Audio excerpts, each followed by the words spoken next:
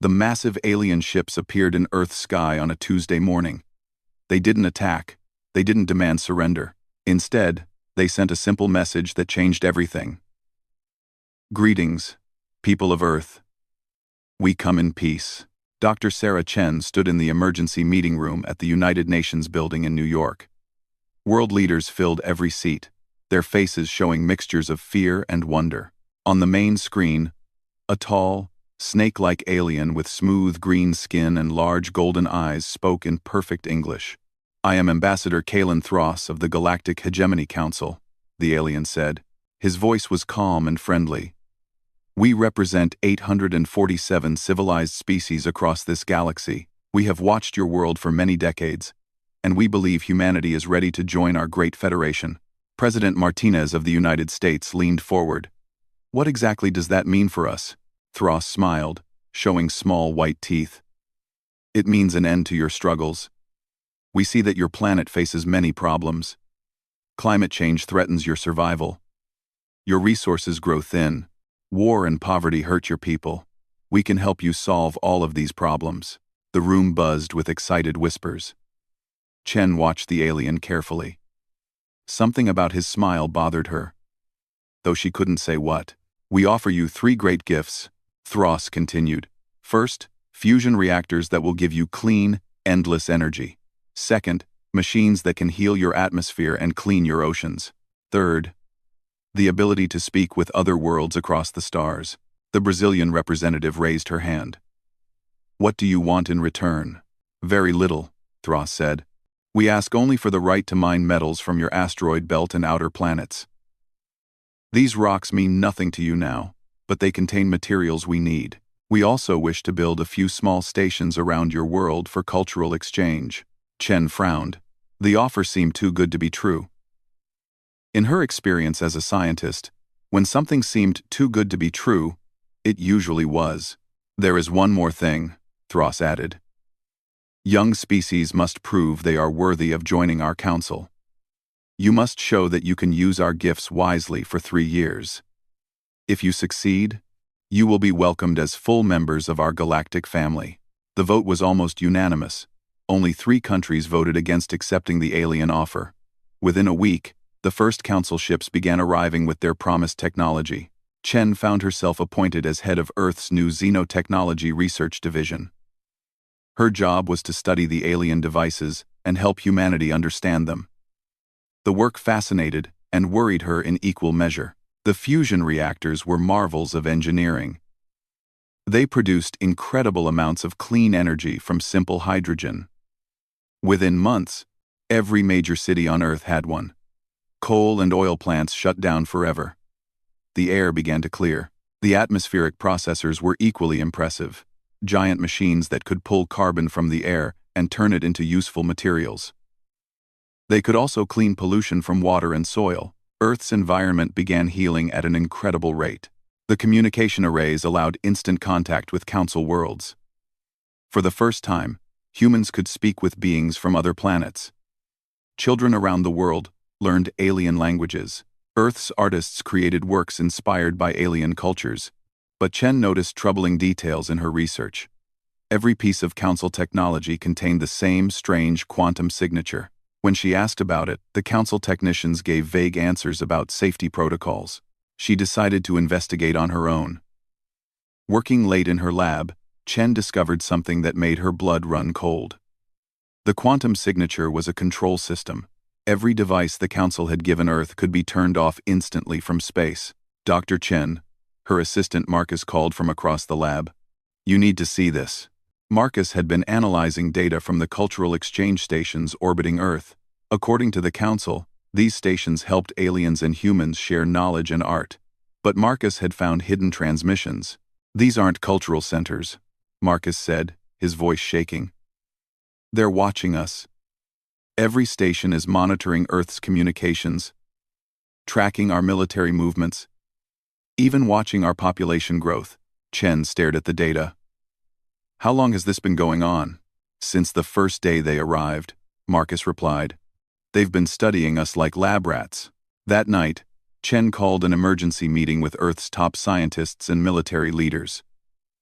She showed them her discoveries about the quantum control systems and the surveillance network. General Harrison, head of Earth's defense forces, looked grim. "Are you saying they can shut down our power grid anytime they want?" "Everything," Chen said. "The reactors, the atmospheric processors, even the communication systems. If they wanted to, they could cripple our entire civilization with the push of a button." "But why would they do that?" asked Dr. Williams from the European Science Council. "They seem friendly. They're helping us." Chen had been thinking about that question for weeks. What if this isn't help? What if it's the opposite? Over the following months, Chen's team worked in secret to understand the Council's true intentions. They studied every piece of alien technology. Looking for clues, they monitored the cultural exchange stations. They even tried to decode the hidden transmissions.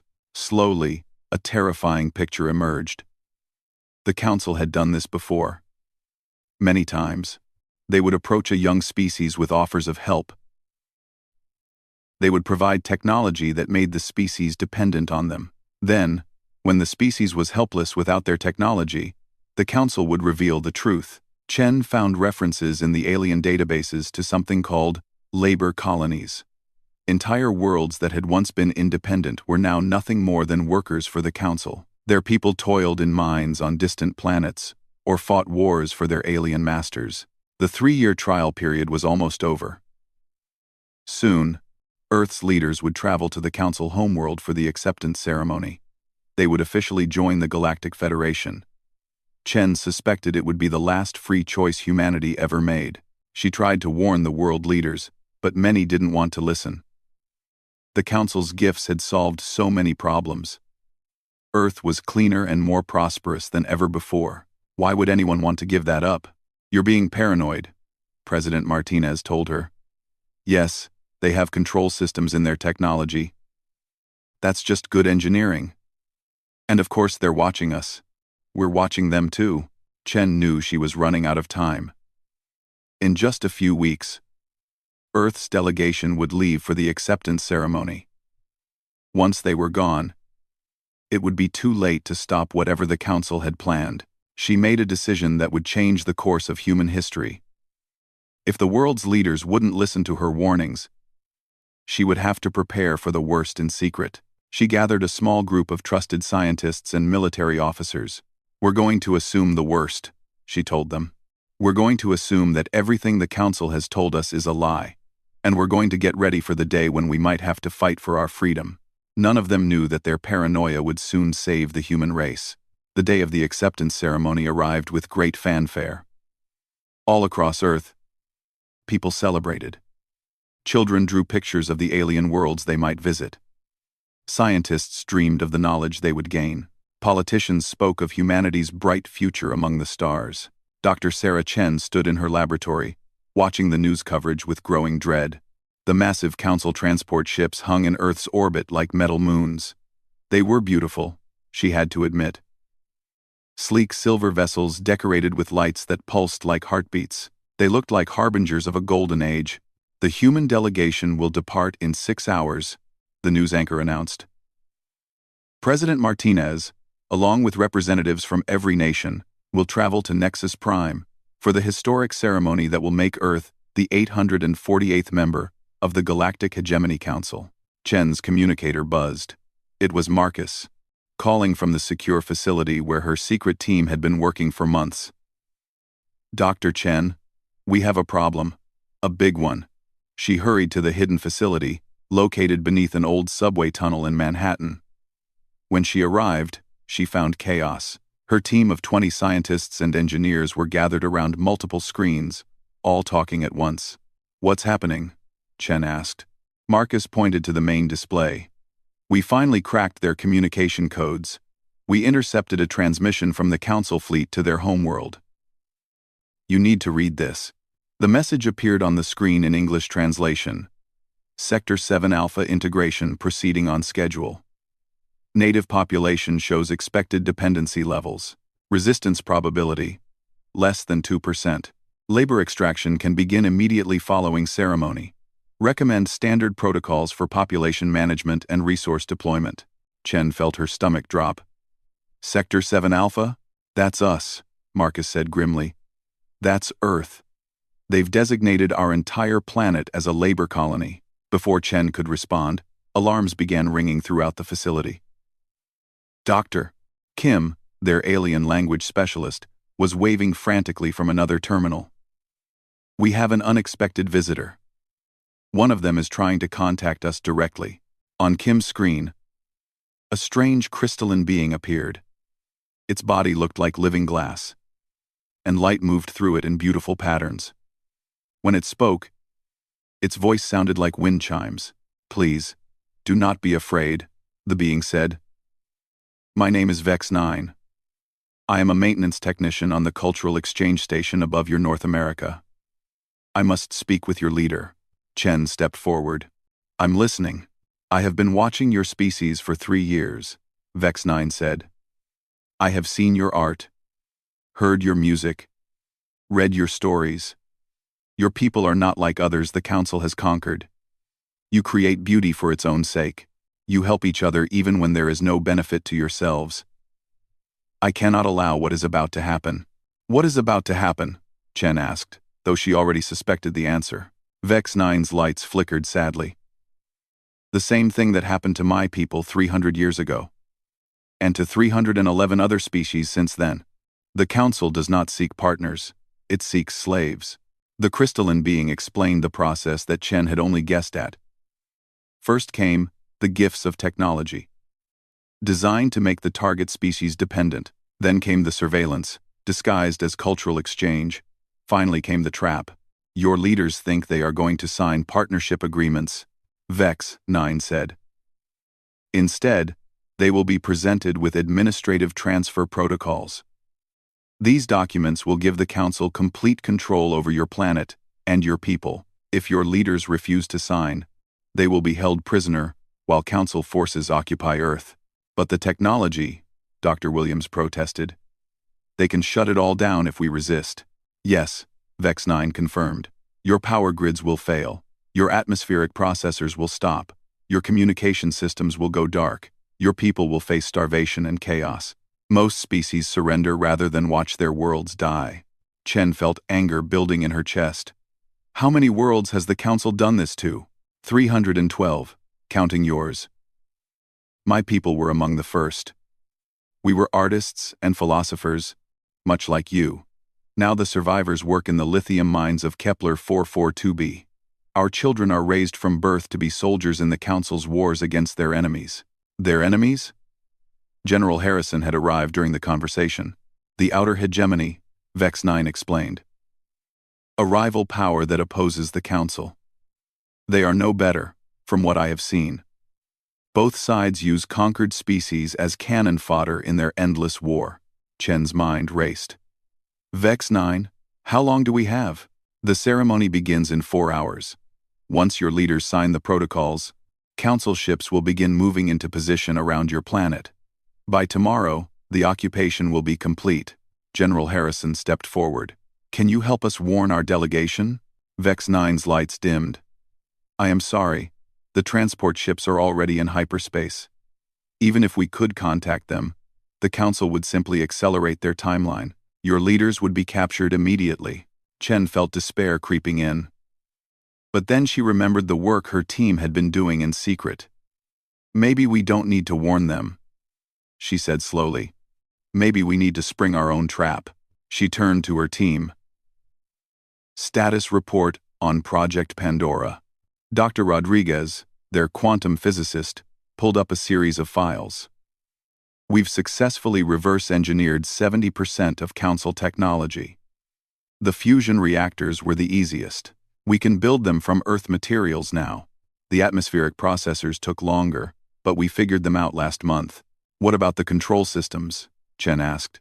That's the beautiful part, Rodriguez said with a grin. We built everything without the quantum signatures. Our versions can't be shut down remotely, because we never included the shut-off switches. Marcus added, we've also been building our own network.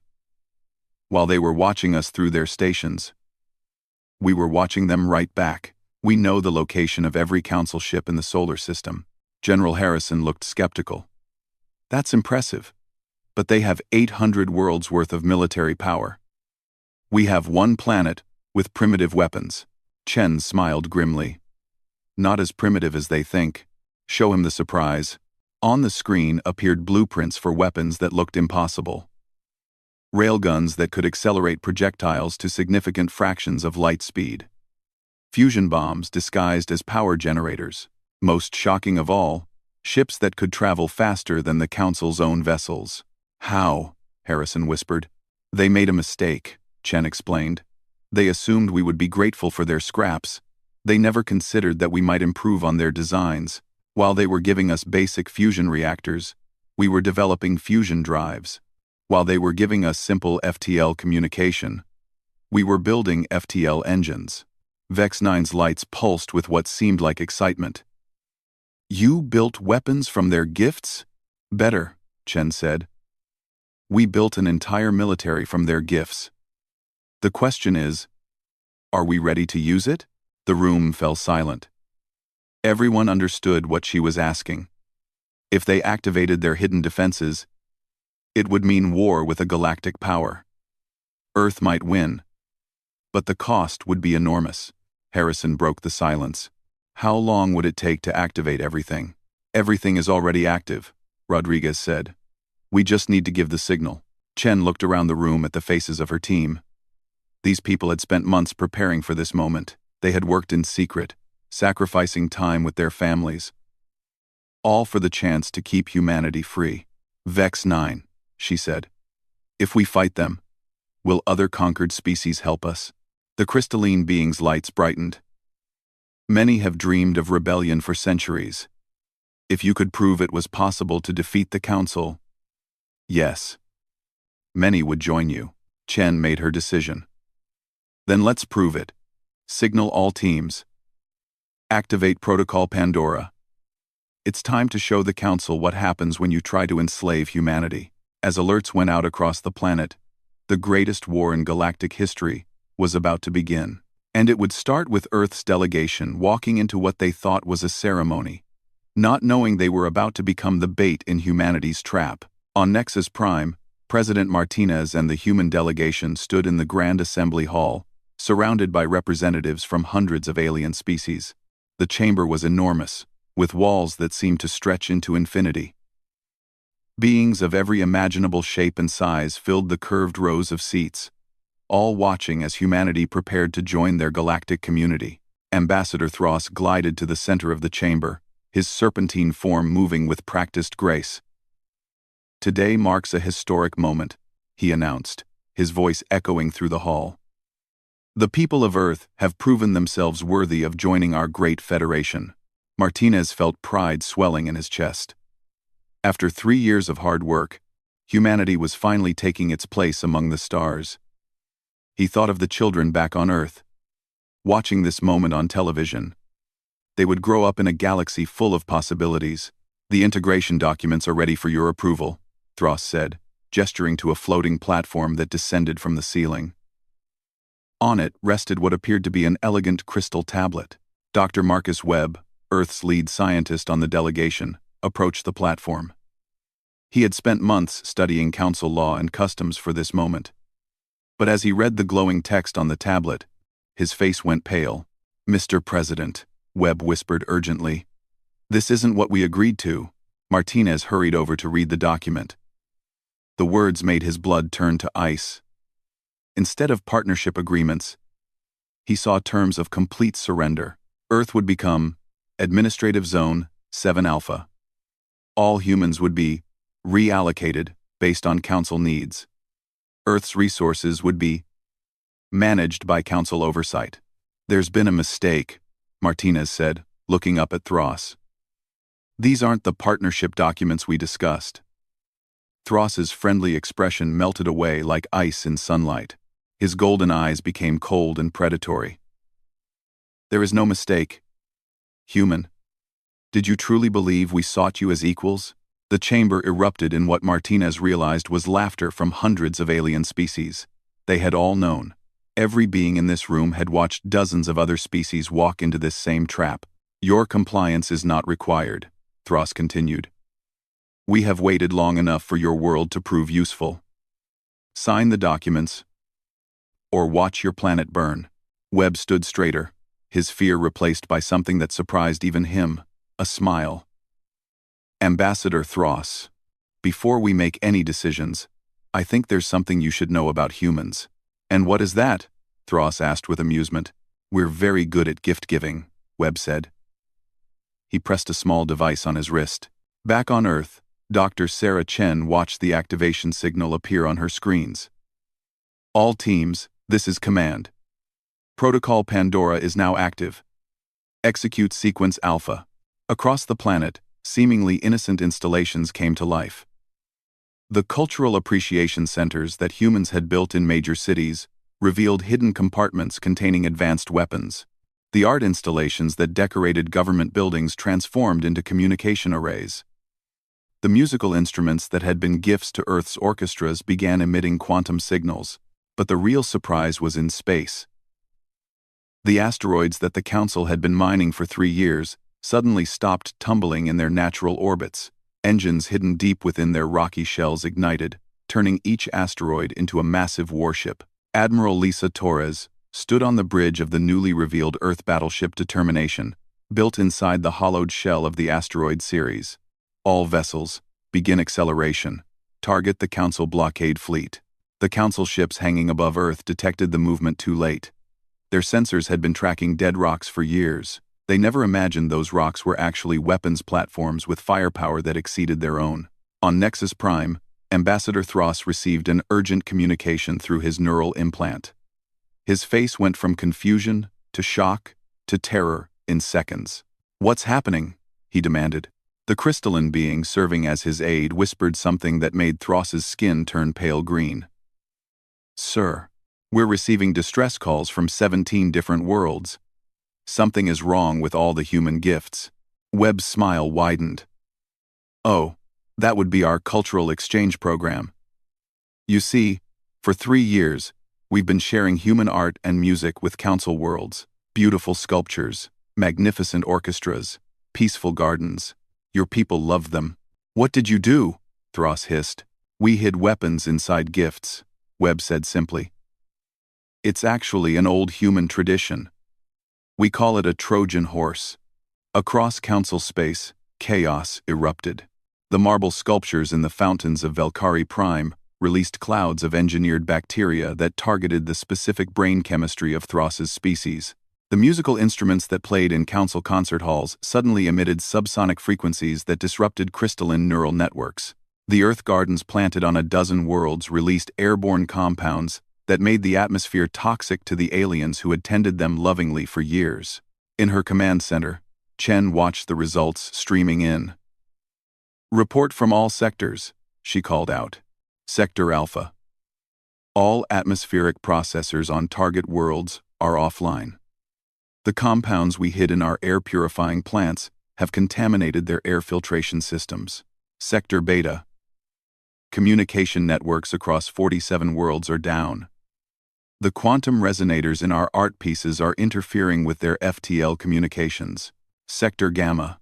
Military response from Council fleets is minimal. Their commanders can't coordinate without their communication networks. Chen allowed herself a moment of satisfaction. For 3 years, the Council had watched Earth through their surveillance stations. But they had never suspected that Earth was watching them back. Every cultural exchange, every gift, every friendly gesture had been part of the largest military operation in human history. General Harrison appeared on her screen from the Pentagon. Sarah. Torres reports that the orbital battle is going better than expected. The Council ships are retreating. Above Earth, Admiral Torres pressed her advantage. The Council blockade fleet had expected to face a primitive civilization with basic nuclear weapons. Instead, they found themselves fighting ships that could travel faster than light, equipped with weapons that could crack planets. The human fleet had been hidden in plain sight. Every asteroid the Council had been mining. Every space station they had approved. Every satellite they had allowed Earth to launch.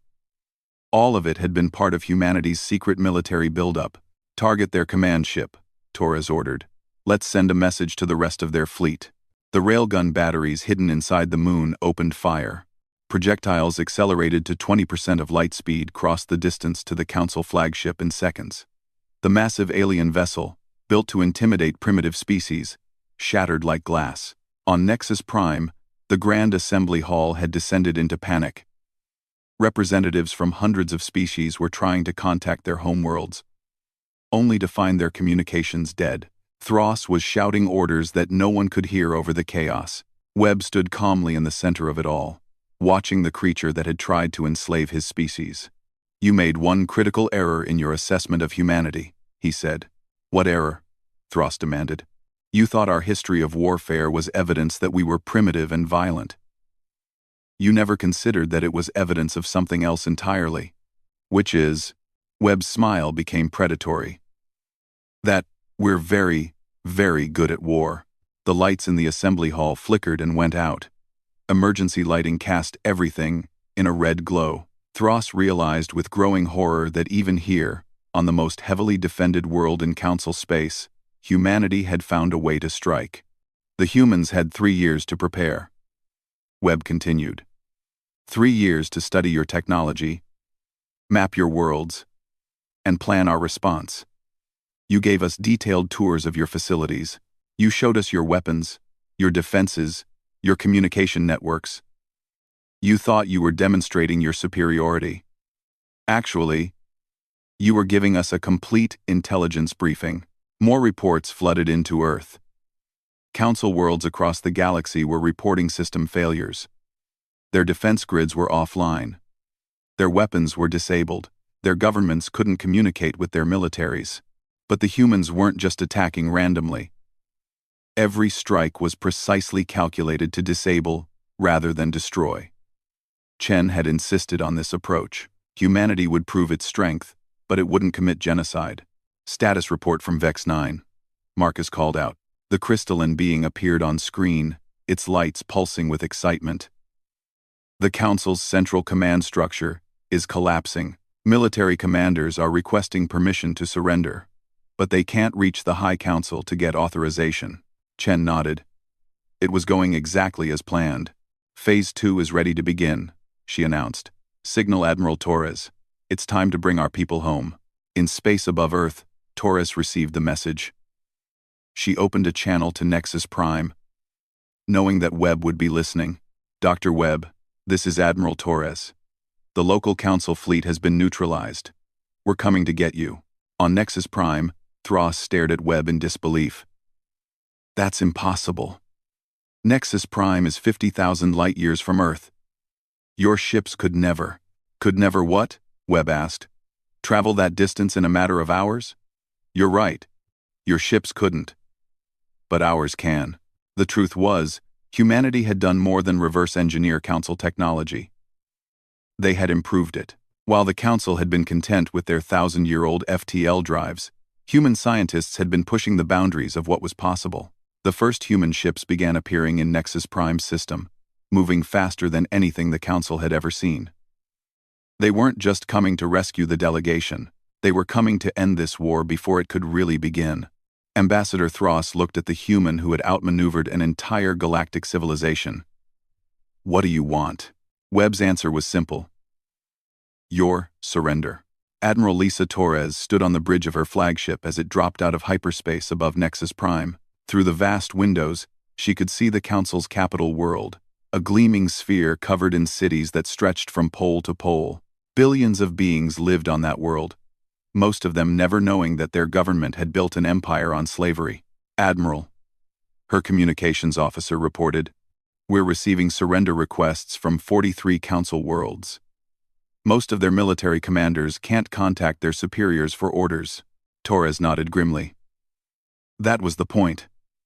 Humanity's attack hadn't been random destruction.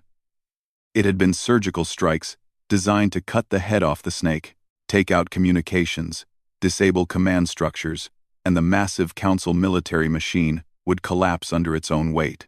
"What's our fleet status?" she asked. 215 ships in system and ready for action. Another 400 are moving on priority targets throughout Council space. Resistance has been minimal. Torres almost felt sorry for the Council forces. They had been expecting to fight a primitive species with chemical rockets and nuclear warheads. Instead, they found themselves facing a fleet that could outrun, outgun, and outthink them at every turn. The secret was simple. Humanity had never been satisfied with the Council's gifts. While other species had accepted what they were given and stopped innovating, humans had taken every piece of alien technology and asked a simple question: how can we make this better? The answer, it turned out, was dramatically. "Admiral Torres," came Dr. Webb's voice from the planet below. "The Council delegation is ready to discuss terms." "On our way down," Torres replied. She turned to her tactical officer. "Maintain position above the planet. If anyone tries to interfere with negotiations, you have permission to demonstrate why that would be unwise." On the surface of Nexus Prime, the Grand Assembly Hall had been transformed into a very different kind of meeting.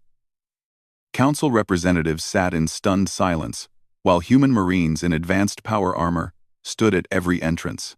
The beings who had ruled the galaxy for thousands of years were now prisoners in their own capital. Ambassador Thros looked like he had aged decades in the past few hours. His golden eyes had lost their arrogance and now showed only fear. "What are your terms?" he asked quietly. Torres entered the hall with a dignity that contrasted sharply with the chaos around her. She carried herself like someone who had just won the most important war in galactic history, which was exactly what had happened. "Our terms are simple," she began.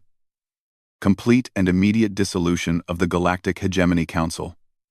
All enslaved species will be freed. All labor colonies will be disbanded. All stolen resources will be returned to their original owners." A blue-skinned alien from somewhere near the galactic core stood up shakily. "You cannot simply destroy thousands of years of galactic civilization." Torres turned to look at the alien with eyes that could have frozen stars. "We're not destroying civilization. We're destroying an empire built on suffering and lies." She gestured, and one of her Marines activated a holographic display. Images appeared in the air above the assembly. Overcrowded prison worlds where conquered species mined rare metals until they died.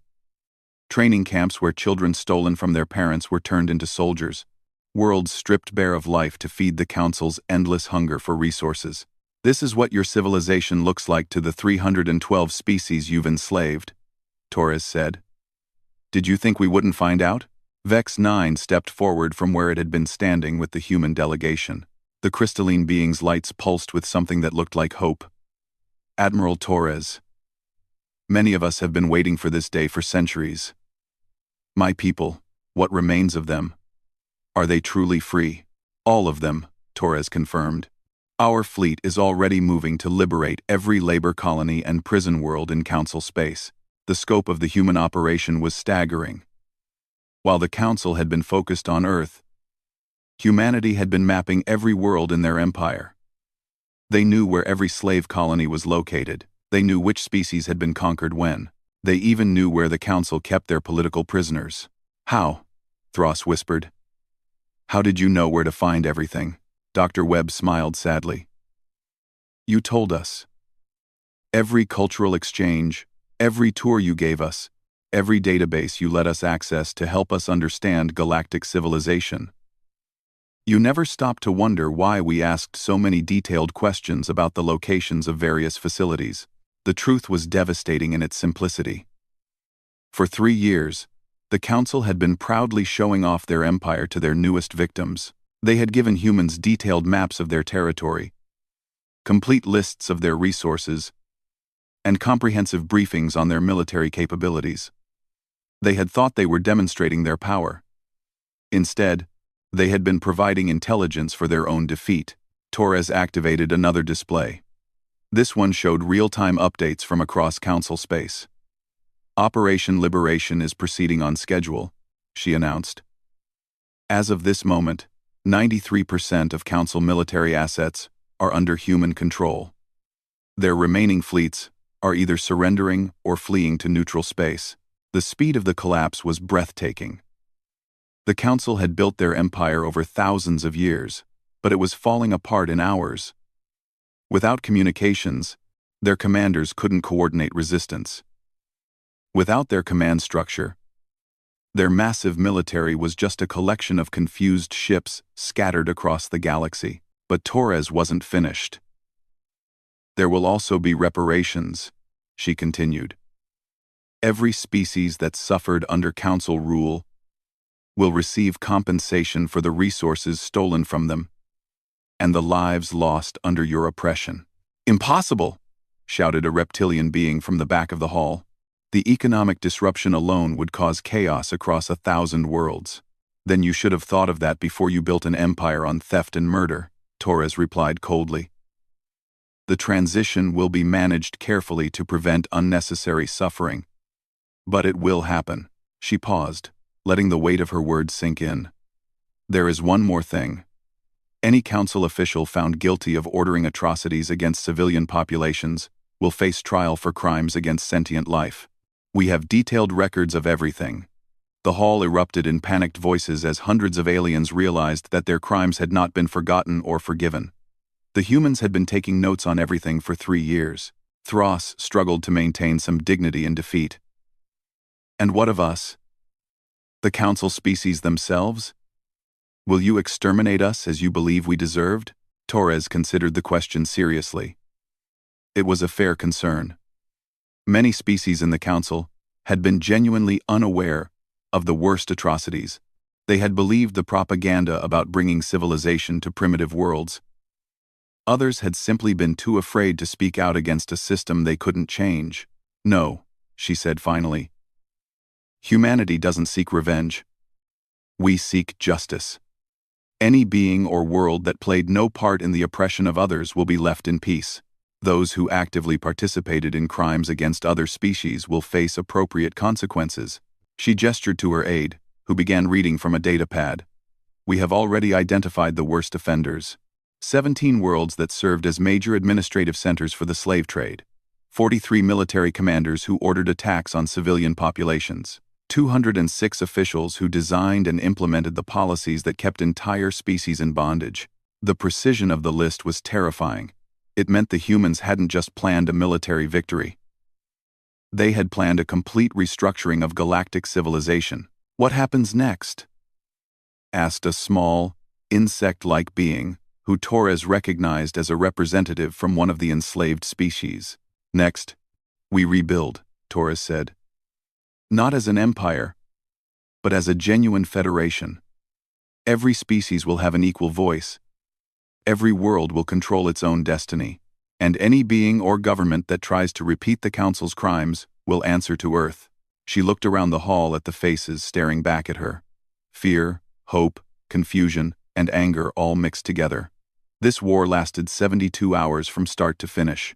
That should give everyone a clear understanding of what happens when you try to enslave other sentient beings. Torres activated a final display showing Earth's growing fleet. More ships were being built every hour in orbital shipyards that hadn't existed a week ago. Humanity's industrial capacity, freed from dependence on Council technology, was expanding at an incredible rate. Earth will serve as the guarantor of galactic freedom, she announced. Not as conquerors, but as protectors. Any species that threatens the liberty of others will find themselves facing the same fate as the Council. As Torres concluded her speech, reports continued flowing in from across the galaxy. Human forces were systematically liberating every slave world. Council fleets were surrendering rather than face destruction. The 300-year-old empire was dissolving like morning mist. Ambassador Thros, his dreams of galactic domination reduced to ash, asked one final question. Why? Why did you spare us? Why show mercy to those who planned to enslave your entire species? Torres looked at him with something that might have been pity. Because unlike you, we understand the difference between justice and revenge. We'll make sure this never happens again, but we won't become the monsters we defeated.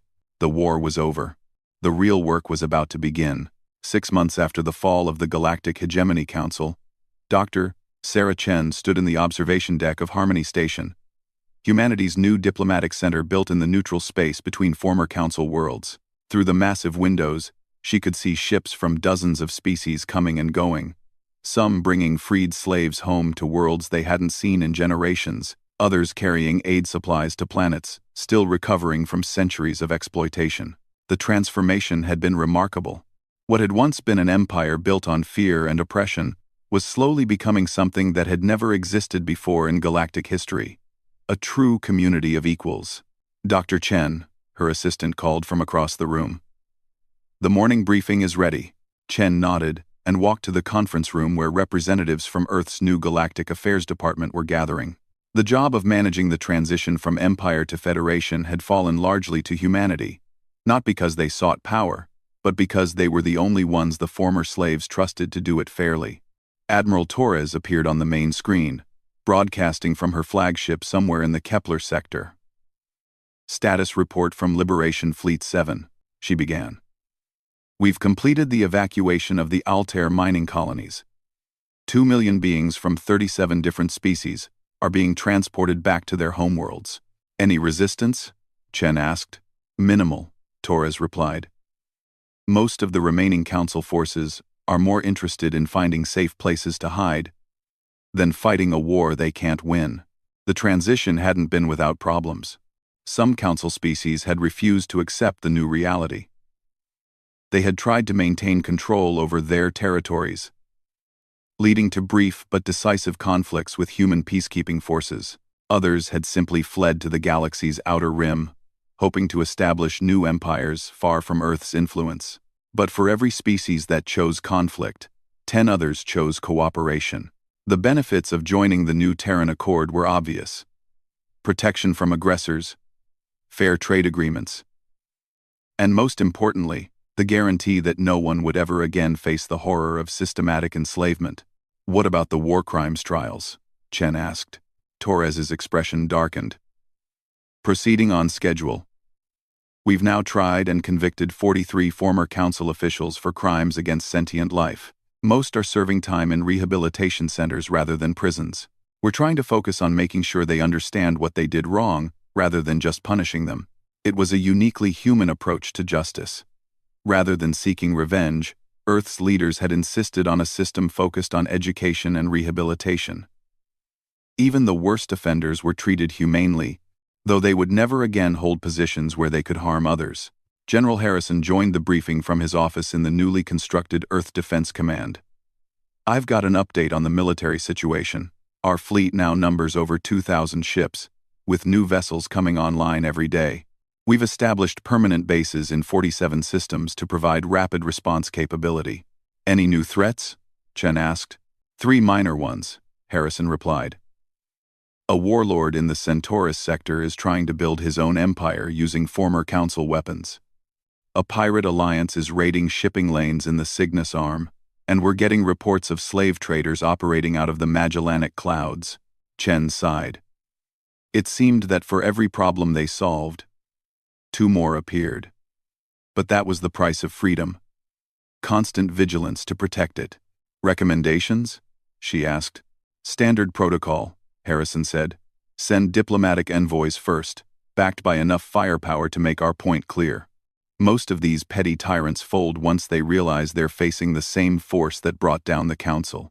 The formula had worked dozens of times already. Earth's approach was simple. Offer peace and cooperation to those who wanted it, and swift justice to those who preferred oppression. The galaxy was learning that humanity kept both promises. Dr. Marcus Webb, who had become Earth's chief diplomatic officer after his performance on Nexus Prime, appeared on another screen. I've got good news from the Andromeda Initiative, he reported. The Zephyrian Republic has agreed to join the Accord. That brings our membership to 139 worlds. 139 worlds. The Terran Accord was growing faster than anyone had expected. Species that had suffered under Council rule were eager to join an organization that promised genuine equality and protection. Even some former Council species had applied for membership, once they understood that humanity harbored no grudge against those who hadn't actively participated in oppression. Any word from the outer colonies? Chen asked. Webb nodded. The Kepler Collective sent an ambassador last week. They're interested in a trade agreement, but aren't ready for full membership. The Vega Commonwealth is still deciding, and the Proxima Federation. Well, They're still suspicious of any galactic organization, which is understandable given their history. It was slow work. Building trust after centuries of exploitation. Some species preferred to remain independent, watching from a safe distance as humanity tried to prove that a different kind of galactic civilization was possible. Chen respected their caution. After what they had experienced under the Council, skepticism was a survival trait. Vex 9 materialized in the room through a holographic projector, its crystalline form shimmering with what Chen had learned to recognize as contentment. "I bring greetings from the Reconstruction Committee," it said. "The restoration of Crystallis Prime is proceeding ahead of schedule. For the first time in 3 centuries, my people are creating art instead of mining lithium." "That's wonderful news," Chen said sincerely. The liberation of enslaved species had been only the first step. Helping them rebuild their civilizations was proving to be an even greater challenge. "There is more," Vex 9 continued. "The Artists Collective on Crystallis Prime has completed their first major work since our freedom. It is a symphony dedicated to humanity, expressing our gratitude for your intervention." Chen felt tears gathering in her eyes. Moments like this made all the difficult decisions worthwhile. "We'd be honored to hear it." "There is something else I must tell you," Vex 9 said, its lights dimming slightly. "Not all freed species are grateful for their liberation. The Corvan Assembly has issued a formal complaint about humanity's actions." Chen sighed. The Corvans had been one of the Council's most privileged client species, serving as administrators and overseers in exchange for better treatment than the enslaved populations. They had lost their special status when the Council fell and weren't happy about it. "What's their complaint this time?" she asked. "They claim that humanity has no right to interfere in galactic affairs. They want the old system restored, though they phrase it as traditional governmental structures." Chen wasn't surprised. There would always be those who preferred the old system because it benefited them. The challenge was making sure they couldn't rebuild it. "Response?" she asked her team. Admiral Torres spoke first. "We could remind them that they're free to leave Accord space if they don't like our policies. There are plenty of worlds beyond our protection where they can try to rebuild their own empire." "Diplomatic approach first," Webb suggested. "Invite them to send a representative to discuss their concerns. Maybe we can find a compromise that addresses their issues without compromising our principles." Chen made the decision. "Both approaches. Webb, extend the invitation. Torres, make sure they understand that attempting to restart the slave trade will result in immediate intervention." It was a delicate balance. Being strong enough to prevent new atrocities, while remaining open to legitimate grievances. Humanity was learning that being the galaxy's protector was more complicated than being its conqueror would have been. As the briefing continued, reports flowed in from across known space. The Liberation Fleet had rescued another 200,000 beings from prison planets. The War Crimes Tribunals had issued their latest verdicts. 3 more species had applied for Accord membership. A former Council admiral had been captured trying to establish a new slave trading operation. But the most important news came last. Dr. Kim, from the Xenobiology Division, appeared on screen with obvious excitement. "Chen, you need to see this," she said. "We've made contact with a species beyond the former Council borders. They call themselves the Harmony Builders, and they claim to have been watching our actions with great interest." "Watching how?" Chen asked. "They have technology that makes Council surveillance look primitive. They've been observing galactic civilization for thousands of years, waiting for someone to prove that cooperative societies were possible on an interstellar scale." Chen felt a chill of anticipation. "Are they friendly?" "More than friendly," Kim said. "They want to share knowledge with us. Scientific advances, cultural insights, even historical records of other galactic civilizations. They're calling humanity the first species in their recorded history to choose protection over domination when given ultimate power." It was the validation Chen had been hoping for. Humanity's approach hadn't just been morally right. It had been strategically wise. By choosing to protect rather than conquer, Earth had attracted allies that would never have supported another empire. "Set up a meeting," Chen decided. "But maintain our security protocols. We've learned not to trust too easily." As the briefing ended and her team dispersed to their various duties, Chen remained in the observation lounge, watching the ships move through space outside. Each vessel carried beings who were free because humanity had chosen to fight for them. Each world in the Accord was safe because Earth stood ready to defend it. The old council had ruled through fear and oppression, creating a galaxy where the strong preyed upon the weak. Humanity had destroyed that system in 72 hours and replaced it with something unprecedented. A civilization based on the radical idea that all sentient beings deserved freedom and dignity. Ambassador Thros, now serving his sentence in a rehabilitation center on Earth, had asked her once why humanity had chosen this difficult path. Why take on the burden of protecting an entire galaxy when they could have simply taken the Council's place as rulers? Chen's answer had been simple. Because we've learned that the only way to truly be safe is to make sure everyone else is safe too. The lesson was spreading across the galaxy. Species that had spent millennia fighting each other were learning to cooperate. Worlds that had known only oppression were discovering the benefits of freedom. And in the depths of space, new civilizations were watching humanity's example and making their own choices about what kind of future they wanted to build. The war against the Council was over. The work of building a better galaxy had just begun. And for the first time in thousands of years, the future looked bright for everyone who called the stars their home. Earth had kept its promise. No one would ever again face the horror of systematic enslavement. And if anyone tried to change that, they would discover what Ambassador Thros had learned too late. Never mistake human patience for human weakness.